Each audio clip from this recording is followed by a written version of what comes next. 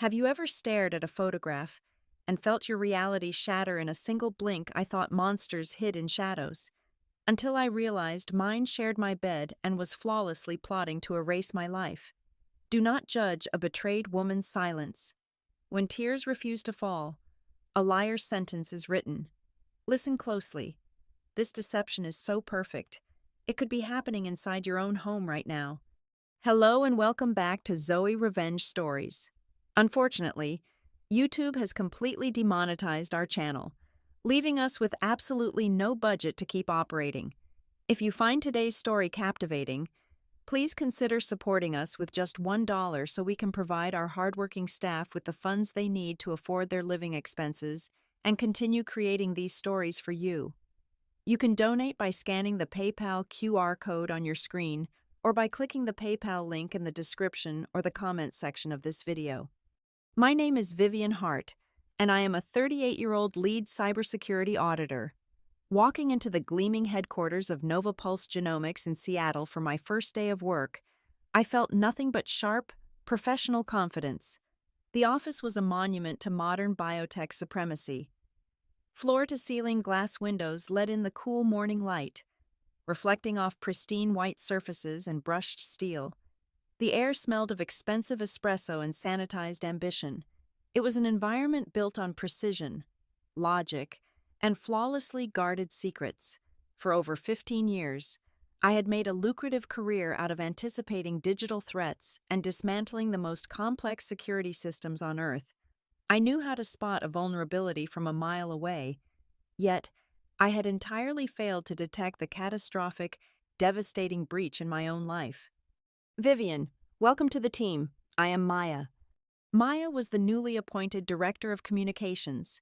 She was 26 years old, radiating the kind of effortless, vibrant energy that only came with youth and unbroken trust.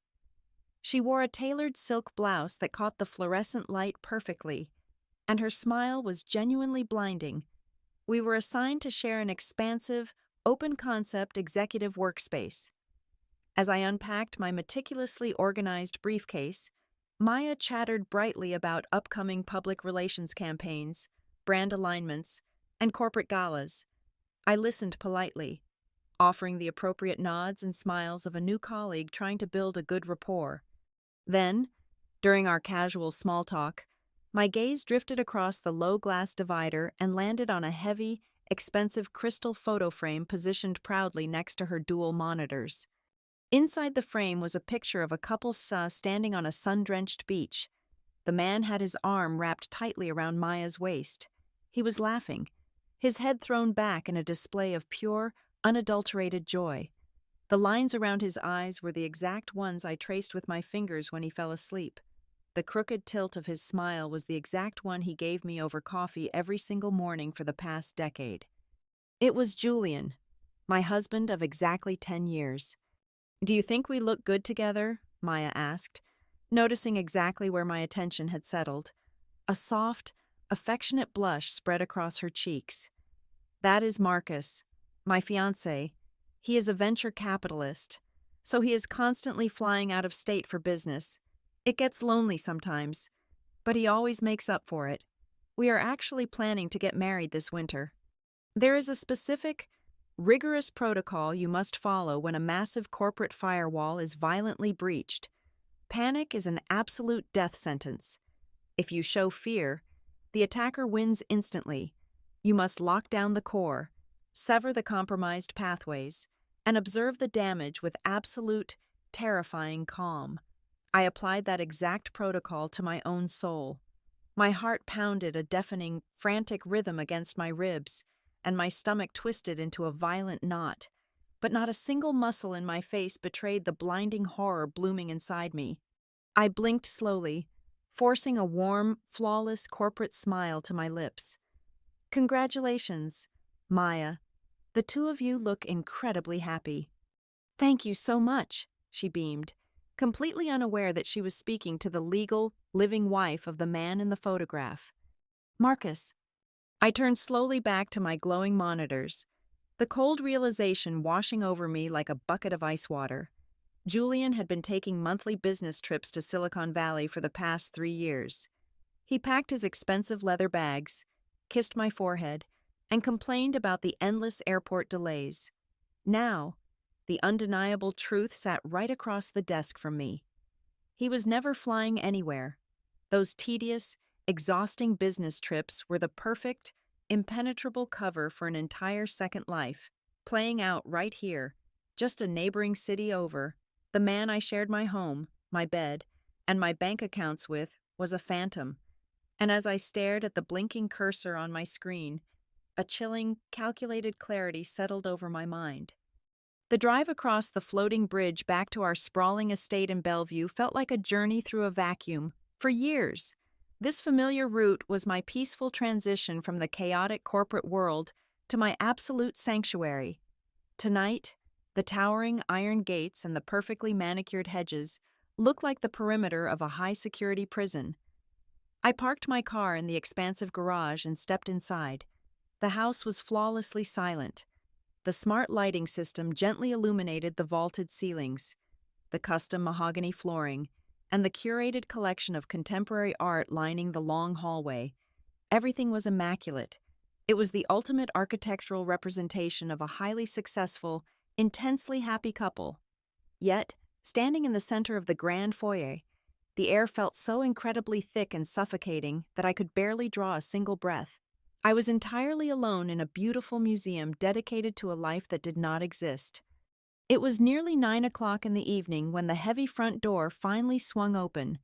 The familiar, rhythmic thud of Julian dropping his leather briefcase echoed through the entryway. I was sitting at the grand kitchen island, a half-empty glass of sparkling water in front of me, waiting in the stillness. "Darling, I am so sorry I am late." His voice rang out, rich and steeped in an entirely manufactured warmth. He walked into the kitchen carrying a massive, vibrant bouquet of red roses. He approached me with the relaxed, confident stride of a man who firmly believed he owned the world. Bending down, he pressed a gentle kiss against my cheek.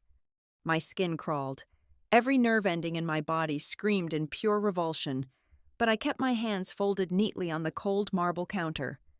Traffic was an absolute nightmare coming out of the city, he continued smoothly, laying the roses next to my glass. How was the first day at the new firm? Tell me everything. The terrifying naturalness of his performance paralyzed me for a fraction of a second. There was no stutter, no hesitation, no avoiding my eyes.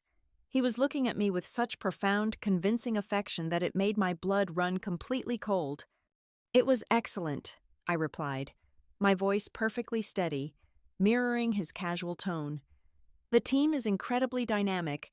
It is going to be a very demanding quarter."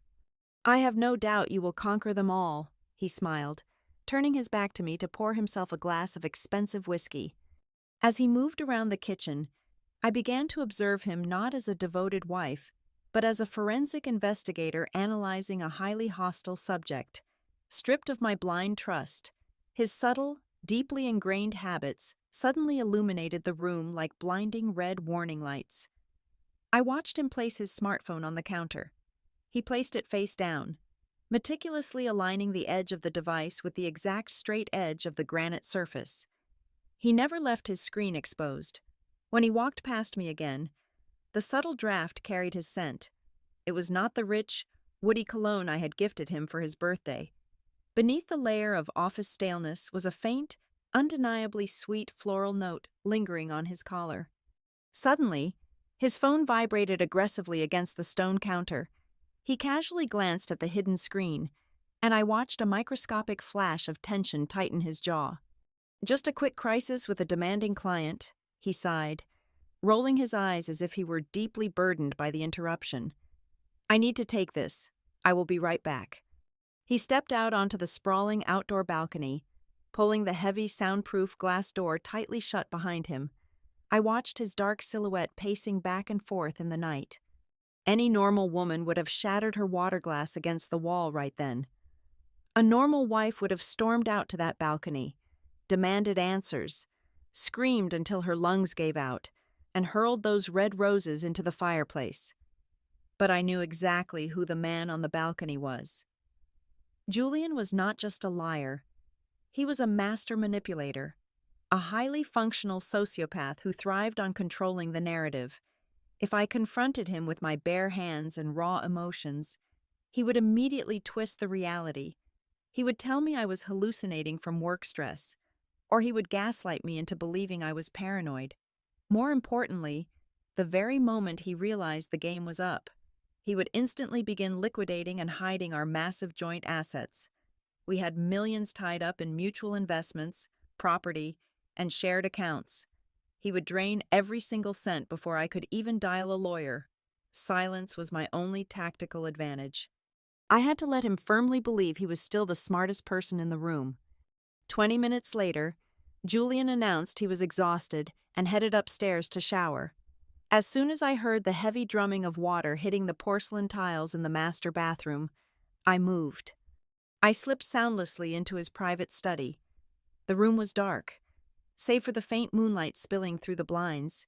I approached his sleek, silver laptop, sitting on the cherry wood desk.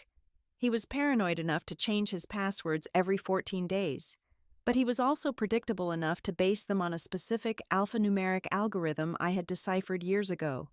I typed the sequence. The screen flared to life. Reaching into my pocket, I pulled out a heavily encrypted, solid-state microdrive.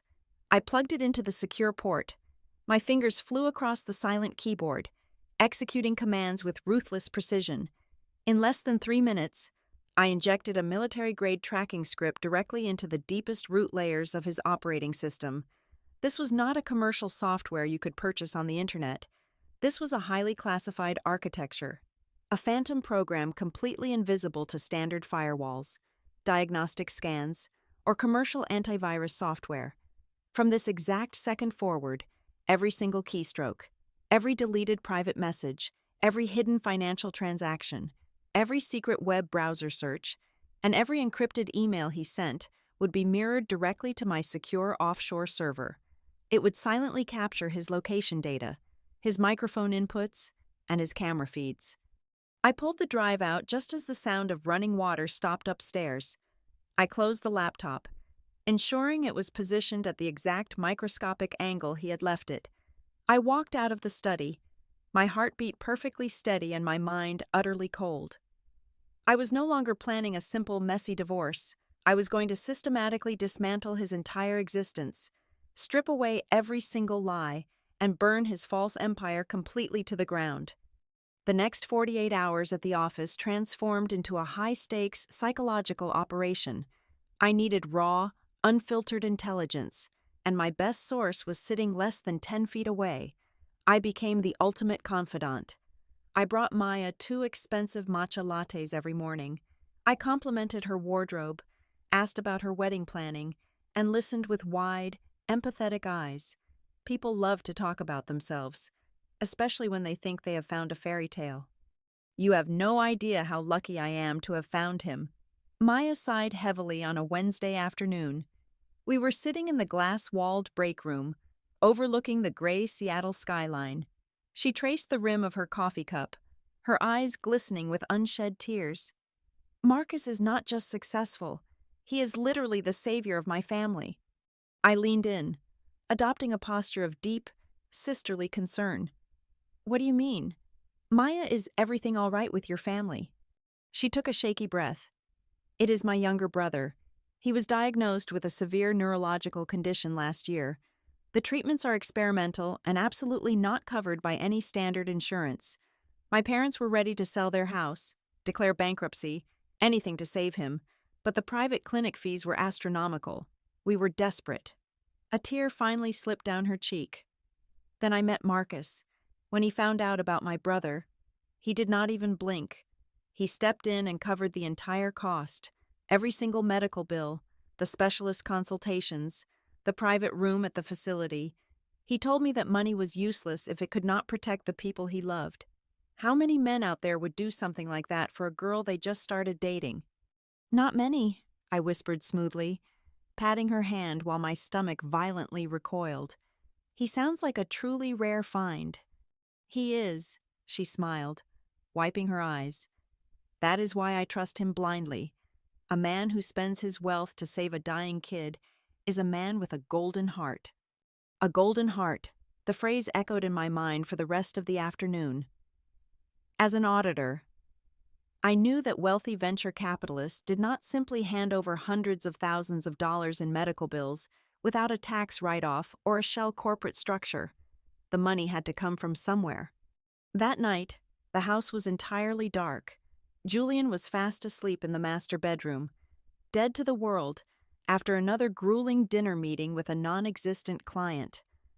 I was locked in the basement home office, staring at a bank of 4 high-resolution monitors. The tracking script I had injected into his laptop was feeding me raw, unencrypted data in real time. I felt like a forensic detective staring at a fresh crime scene. I bypassed his basic personal emails and dug straight into his encrypted financial directories. My fingers flew across the mechanical keyboard, running cross-reference algorithms on every bank account linked to his name. For 2 hours, I found nothing but standard household expenses, but then, hidden deep within a nested folder disguised as a golf club membership directory, I found a single spreadsheet. I opened it, and the air physically left my lungs. This was not just a folder about a mistress. This was a meticulously organized ledger of absolute financial slaughter. My family had left me a substantial trust fund when my parents passed away. It was an account I rarely monitored, managed by a wealth firm Julian had highly recommended 5 years ago. According to the data pouring across my screen, for the past 24 months, Julian had been systematically siphoning funds out of my inheritance. He was using forged authorization signatures and exploiting legal loopholes to transfer massive sums of money. But the cash was not going directly into his personal checking account. That would be too obvious for federal regulators. Instead, the funds were being routed into a registered nonprofit organization called the Evergreen Community Health Initiative. I immediately pulled up the state registry. The charity had a glossy website, fake board members, and a beautifully written mission statement about funding medical care for underprivileged youth. The founder and sole authorized signatory was Julian. It was a phantom organization, a brilliantly constructed money laundering machine. Julian was stealing my dead parents' money, filtering it through a fake charity to avoid federal tax flags, and using those clean funds to play the billionaire savior. I tracked the outbound wire transfers from the charity account. There it was, the private medical facility Maya had mentioned. Tens of thousands of dollars paid in full, directly from the charity, disguised as an anonymous philanthropic grant. My hands began to shake, not from sorrow, but from an overwhelming, white-hot rage. I kept digging. I followed the money trail deeper into the labyrinth. The charity was not just paying for medical bills, it was the sole financial engine driving Maya's entire luxury lifestyle. Those transfers paid the monthly rent on her high-rise penthouse apartment. They funded the platinum credit card she used to buy the designer silk blouses she wore to the office. Every single dinner, every diamond necklace, every vacation they took under the guise of his business trips was funded entirely by my stolen inheritance. The audacity was so monumental it was almost breathtaking, but the true crime nightmare was far from over. I initiated a deep web background check on our shared assets, pulling our comprehensive credit reports to look for any other anomalies. A massive red flag flashed on my fourth monitor. 6 months ago, a second mortgage had been taken out on our Bellevue estate. The property was appraised at over $3 million, and Julian had quietly borrowed heavily against the equity. Where did that capital go? I traced the routing numbers. The funds bypassed domestic banks entirely.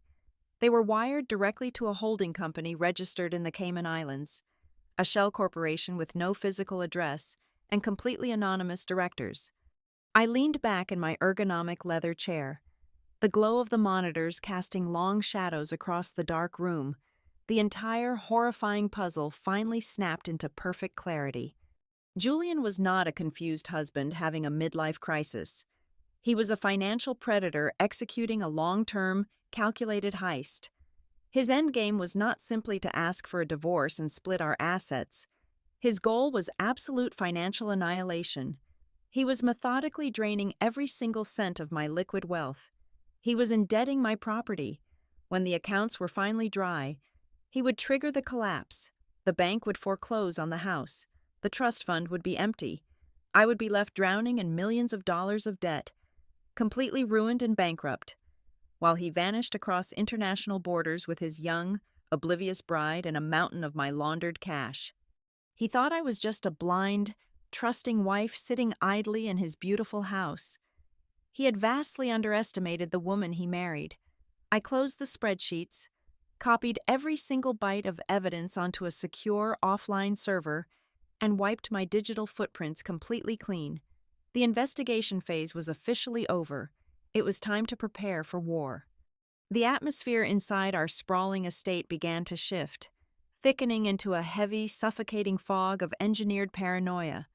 Julian was carefully and methodically escalating his psychological warfare against me. It started subtly during our evening meals.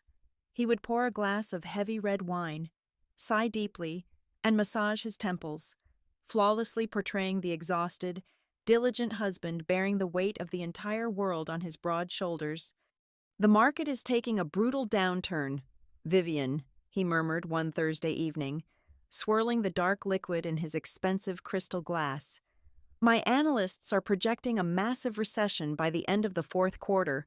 Real estate portfolios are bleeding out everywhere. I am doing everything in my power to shield our joint accounts, but the regulations are becoming incredibly complicated." He reached across the polished dining table and placed his warm, comforting hand over mine. "I had our legal team draft some standard financial power of attorney forms. It is just a safety precaution. If you sign them, I can swiftly maneuver our assets into secure offshore trusts without needing you to go through the grueling, tedious paperwork every single time the market shifts. I just want to protect what we have built. Darling, you work so hard. I do not want you burdened by this."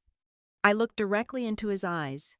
They were wide, sincere, and entirely vacant of a human soul. He was aggressively gaslighting me, attempting to convince me that I was too detached, too stressed, or too unequipped to handle an impending financial storm that he had entirely fabricated out of thin air. I told him I would review the documents when I had a clear head.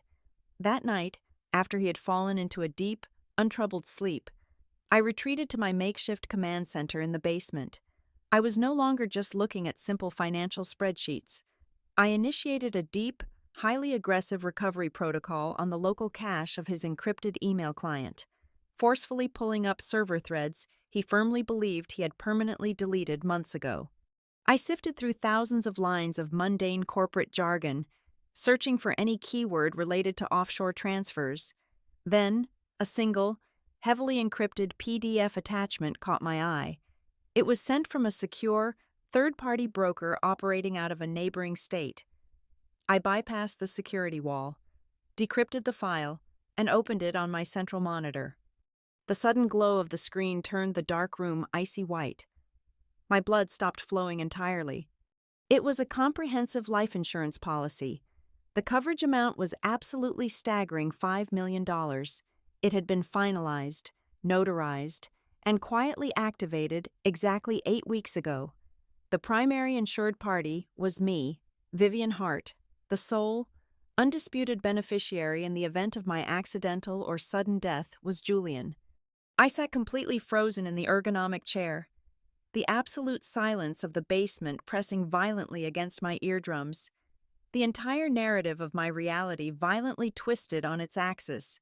This was no longer a tragic, mundane story about a cheating husband stealing money to impress his naive young mistress. I had just crossed a terrifying, invisible boundary. I was sharing a bed with a cold-blooded predator.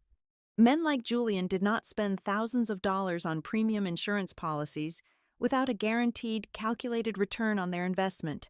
The money laundering, the fake charity, the shell companies, the secret second mortgage on our home, those were just the preliminary, set-up stages of his grand design. He needed me utterly bankrupt, and ultimately, he needed me dead. A tragic, unfortunate car accident on the notoriously rainy Seattle highways. A fatal, unexpected allergic reaction during a vacation. a devastating slip on the steep marble stairs in our foyer. He would play the grieving, utterly devastated widower perfectly. He would cry at my funeral, collect the $5 million completely tax-free, and fly away to his tropical paradise with Maya. Funded by my blood and my parents' legacy, my life was literally ticking down on a countdown clock that he had secretly built in the shadows of our marriage. The sheer, primal instinct to survive instantly overrode any lingering shock or grief. The very next morning, I bought an untraceable prepaid mobile phone with cash and walked 3 miles away from the corporate office to a crowded, noisy public park. I dialed a private number I had memorized over 15 years ago.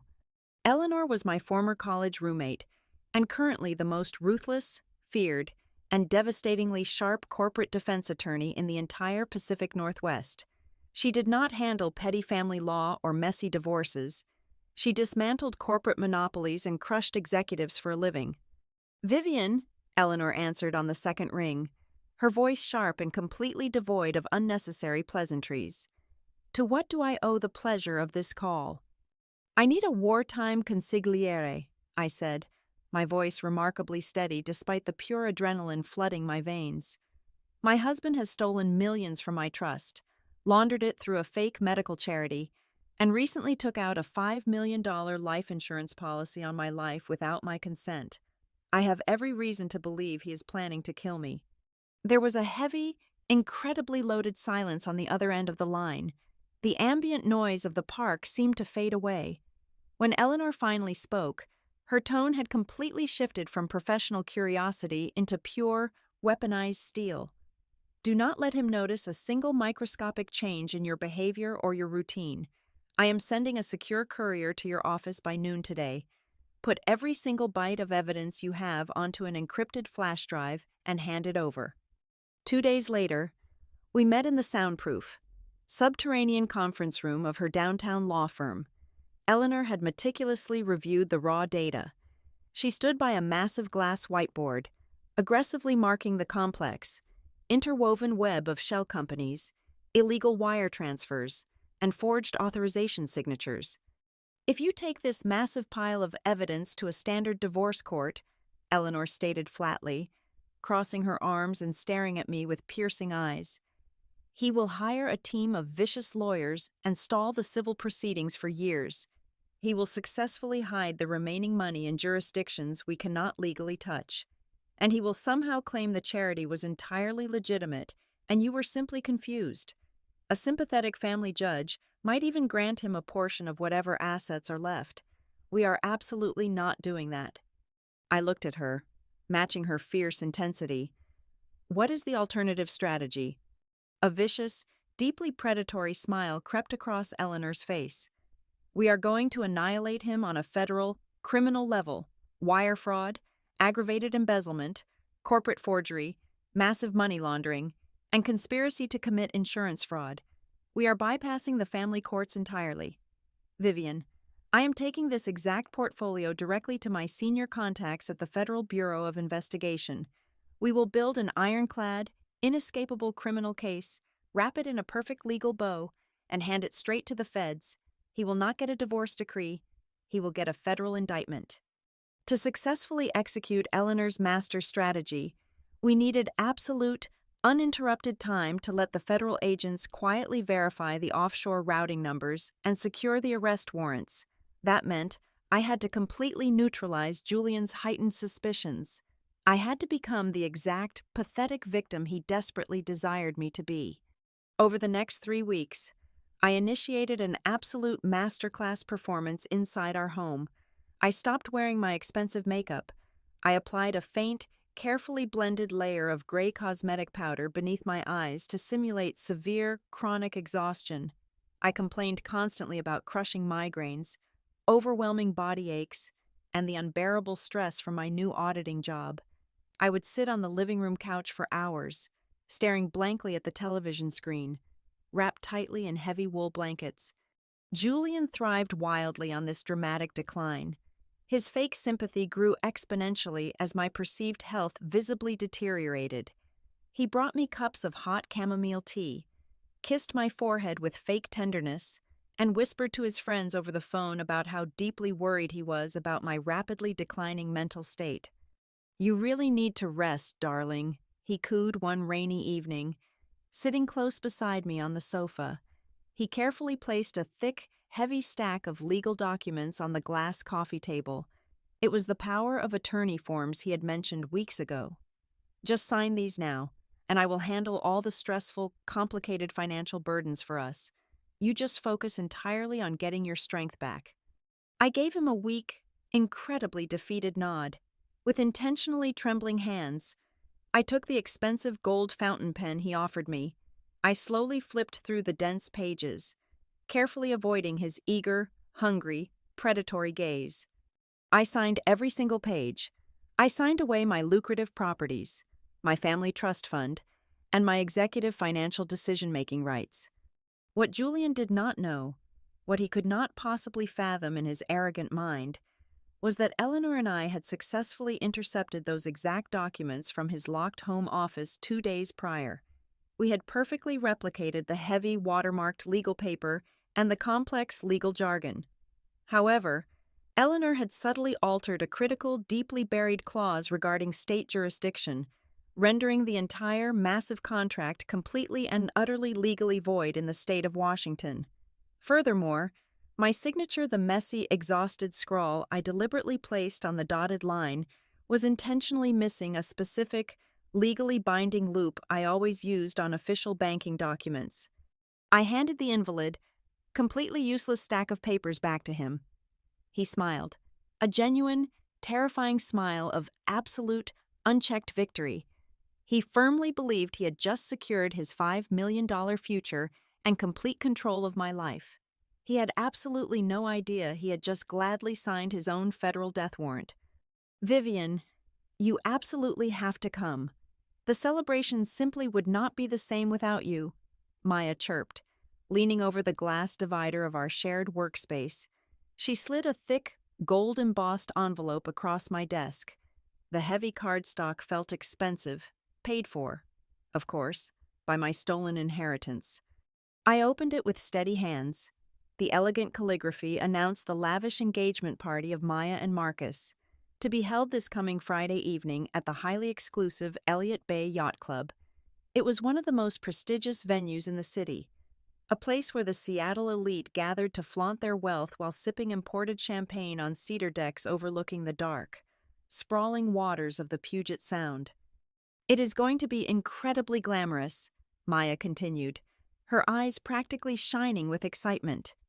"Marcus rented out the entire grand ballroom for the night. All of his high-profile investors and business partners will be there. I want you to meet him so badly. Vivian, he is just so wonderful." "I would not miss it for the world." "Maya," I smiled, carefully slipping the invitation into my leather bag. "It sounds like a night no one will ever forget." Later that exact same evening, Julian stood in the center of our walk-in closet, wearing a flawlessly tailored expression of deep regret. "I cannot believe this is happening right now, darling," he sighed, running a hand through his perfectly styled hair.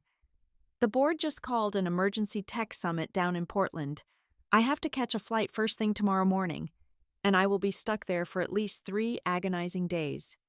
He walked over, kneeling beside my chair, and took my hands in his.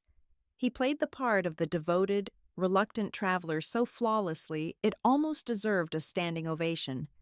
"I hate leaving you alone when you have been feeling so terribly under the weather. Are you absolutely sure you will be okay by yourself this weekend?" "I will manage, Julian. You know how critical these summits are for the portfolio," I replied smoothly, keeping my voice soft and deliberately weak. "Work always has to come first." "You are the most understanding wife a man could ever ask for," he murmured, kissing the back of my hand. I stood up and walked to his open leather suitcase. "Let me help you pack. You will need your best charcoal tuxedo for the networking dinners. Will you not?" "Yes, exactly," he agreed, completely oblivious to the lethal irony of the situation. I carefully folded his most expensive shirts. I brushed the lint off the lapels of his designer tuxedo jacket, the exact garment he intended to wear while pledging his eternal love to a 26-year-old girl. I packed his silk ties and his imported cologne. Every single item I placed into his luggage was a piece of the costume he would wear to his own public execution. He truly believed he was heading to a 3-day celebration of his brilliant deception. I knew he was packing for his final hours of freedom. On Friday afternoon, the heavy, suffocating anticipation finally broke. The house was entirely silent, save for the relentless drumming of the Seattle rain against the large living room windows. My secure burner phone vibrated aggressively on the marble kitchen island. It was Eleanor. "The snare is officially set," her voice crackled through the speaker, crisp and entirely devoid of emotion. "My contacts at the Bureau have just signed off on the federal warrants. The financial strike will be synchronized perfectly with the physical raid. At exactly 8 o'clock tonight, a global freeze will hit every single one of his domestic and offshore accounts. The Cayman shell companies, the fraudulent charity funds, his personal credit lines. Everything will drop to absolute zero in a fraction of a second. He will not be able to buy a cup of coffee, let alone post bail." "And the arrest?" I asked, my pulse beating a slow, steady rhythm in my throat. "Federal agents are staging 3 blocks away from the Elliott Bay Yacht Club as we speak," Eleanor confirmed. "They move in exactly at 8 o'clock. Enjoy the show. Vivian, you earned this." I ended the call and walked slowly upstairs to the master suite. The time for hiding in the shadows, for playing the sick, gullible victim, was entirely over.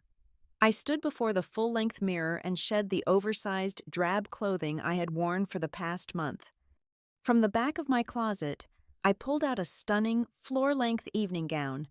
It was the color of dark, crushed velvet, a deep and unapologetic crimson that demanded absolute attention. I slipped it on, feeling the heavy fabric contour perfectly to my frame. I brushed my hair until it fell in sleek, sharp waves across my shoulders. I opened my jewelry box and fastened a heavy diamond choker around my neck. An heirloom piece my mother had left me, something Julian had tried and failed to steal. Finally, I picked up a tube of matte lipstick. The shade was bold, aggressive, and striking. I applied it methodically, tracing the exact lines of a smile that no longer belonged to a passive, betrayed wife.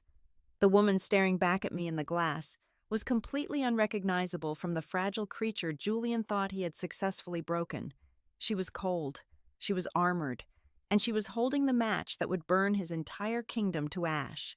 I grabbed my clutch, turned off the bedroom lights, and walked out of the house. The game master was ready to take the stage. The heavy oak doors of the Elliott Bay Yacht Club yielded to my touch, revealing a grand ballroom overflowing with the intoxicating scent of expensive perfume and imported sea salt. The space was a spectacular display of unimaginable wealth, adorned with towering floral arrangements and massive crystal chandeliers that fractured the light into a million glittering shards. Dozens of high-profile investors, venture capitalists, and tech entrepreneurs mingled on the polished cedar floors, holding flutes of vintage champagne. To anyone else, this was a lavish celebration of young love. Through my eyes, it was a room full of unsuspecting prey. These wealthy elites were Julian's next marks, carefully gathered in one place so he could pitch his fraudulent charity and bleed their portfolios dry. I moved through the sea of guests like a ghost wrapped in crimson velvet. No one recognized the tired, sickly wife they had heard rumors about. On the elevated mahogany stage at the far end of the room, standing beneath an archway of white orchids, was Julian. He looked devastatingly handsome in the charcoal tuxedo I had packed for his supposed Portland Tech Summit. Maya stood radiantly beside him, wearing a breathtaking silk gown, her eyes shining with absolute adoration. Julian tapped the side of a silver microphone, drawing a warm, expectant silence from the crowd. He offered his signature, highly practiced smile. "My wonderful friends, esteemed colleagues, and future partners," Julian began, his voice rich and echoing flawlessly through the ballroom speakers. "I have spent my entire life chasing success, building portfolios, and securing futures. But I never knew what a true, undeniable future looked like until I met Maya. She brought a light into my world that I never thought I deserved. Maya, You are my absolute everything, and I cannot wait to spend the rest of my life making you the happiest woman on earth." The crowd erupted into gentle, polite applause. That was my cue. I did not scream. I did not throw a glass. I simply walked out from the shadows of the velvet drapery and ascended the short wooden steps to the stage. The brilliant white spotlight swung slightly, catching the deep, blood-red fabric of my dress. Julian turned his head, expecting to see a waiter bringing the toast. Instead, his eyes locked directly onto mine. The transformation was instantaneous and terrifying. The charismatic warmth vanished from his face, replaced by a sudden, violent paralysis. His jaw dropped slightly, and his perfect posture completely crumbled. The color drained entirely from his skin, leaving him looking like a terrified phantom caught in the blinding glare of an oncoming train. He could not process the reality of my presence. I was supposed to be at home, shivering under a heavy blanket, waiting for my impending death. I stepped right up to him. He was completely frozen, with a polite, icy smile. I reached out and gently slid the silver microphone from his lifeless fingers. I turned to face the hundreds of confused faces in the audience. "Good evening, everyone," I spoke clearly, my voice completely steady and commanding. "I apologize for the sudden interruption. I simply had to come and offer my most sincere congratulations to this absolutely flawless couple. However, I think there has been a slight misunderstanding regarding the groom's identity. His name is not Marcus, he is Julian Hart, and he happens to be my legal husband of exactly 10 years. A sharp collective gasp rippled through the massive ballroom. Maya violently recoiled, dropping her crystal champagne flute. It shattered against the wooden stage with a sharp crack, but I did not even blink. I raised my hand and signaled the private investigator Eleanor had hired, who was currently standing inside the audiovisual booth. "Instead of a traditional toast," I continued smoothly, "my husband has a very special presentation he would like to share with all of his prospective investors tonight." The enormous projector screen behind us dropped down from the ceiling. The lights dimmed. There was no romantic montage. There were no pictures of beach vacations. The screen illuminated the dark room with massive, high-definition images of highly classified banking documents.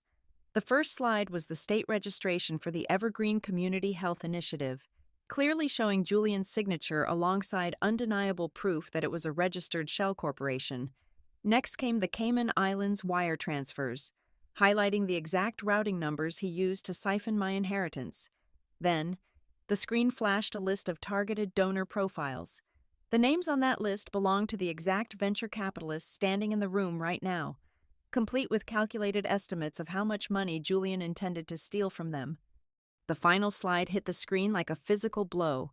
It was the $5 million life insurance policy, bearing my forged signature and listing Julian as the sole beneficiary. "What you are looking at is a meticulously designed criminal enterprise," I announced over the growing, chaotic murmurs of the crowd. "The man standing before you is not a billionaire venture capitalist. He is a predator who has laundered millions of dollars, forged federal documents, and taken out a massive bounty on my life to fund his escape." Total pandemonium erupted. The wealthy elites, realizing they had just been lured into a massive financial trap, began shouting furiously. Several men in expensive suits immediately pulled out their cell phones to call their legal teams and the authorities. I turned to look at Maya. She was on her knees, her hands covering her mouth, sobbing uncontrollably. The devastating truth had utterly broken her. She finally realized that the man who saved her brother was paying the hospital bills with blood money, using her as a naive pawn in his psychotic game. Julian finally snapped out of his paralyzing shock. "Vivian, you crazy bitch! What have you done?" he snarled, lunging aggressively toward me. But he never reached me. At exactly 8 o'clock, the heavy oak doors of the ballroom burst open with terrifying force. A squad of federal agents, wearing dark tactical jackets bearing the golden letters of the Federal Bureau of Investigation, stormed into the yacht club. "Nobody move!" the lead agent roared over the screaming crowd. Julian spun around, his eyes darting frantically toward the kitchen service exit. He took 2 desperate steps before 3 agents tackled him violently to the hardwood floor. "Julian Hart," the agent yelled, forcing Julian's arms behind his back. The cold, metallic snap of steel handcuffs echoed sharply through the room. "You are under arrest for massive wire fraud, aggravated identity theft, grand embezzlement, and conspiracy to commit insurance fraud. You have the right to remain silent." Julian thrashed wildly against the floor, his expensive tuxedo tearing at the seams. He looked up at me, his face twisted in a mixture of pure hatred and absolute despair. His fake empire had been burned entirely to the ground in less than 5 minutes. I did not offer him a final word. I simply set the microphone down on a nearby table, stepped over the shattered glass of Maya's champagne flute, and walked gracefully down the steps. The angry crowd of investors automatically parted ways for me, watching in stunned silence as I walked out of the ballroom. I pushed through the exit doors and stepped out into the crisp, cool air of the Seattle night. A sleek black town car was idling by the curb. Eleanor rolled down the driver's side window, a triumphant, wicked grin spreading across her face. My bank accounts were fully secured, the house was protected, and the monster who tried to bury me was headed to a federal penitentiary for the rest of his natural life. I opened the passenger door and slid into the leather seat. I took a deep, cleansing breath of the ocean air, leaving the absolute ruins of Julian Hart far behind me. For the first time in years, I smiled. It was not a polite corporate smile, nor a submissive wife's smile. It was the cold, brilliant, and absolutely unstoppable smile of a true winner. Hello again, everyone. I want to take a moment to sincerely and politely thank each and every one of you for taking the time to listen to my story today. I would love to know where you are tuning in from, so please let me know your city or country in the comments below. If you found today's story engaging and powerful, please consider helping us out with just $1. You can easily do this by scanning the PayPal QR code currently on your screen, or by using the PayPal link provided in the description and pinned comment. Your generous support is the only way our channel can pay our hardworking staff, helping them feed their families and allowing us to continue creating and bringing you more amazing stories like this one. Thank you from the bottom of my heart, and stay safe out there.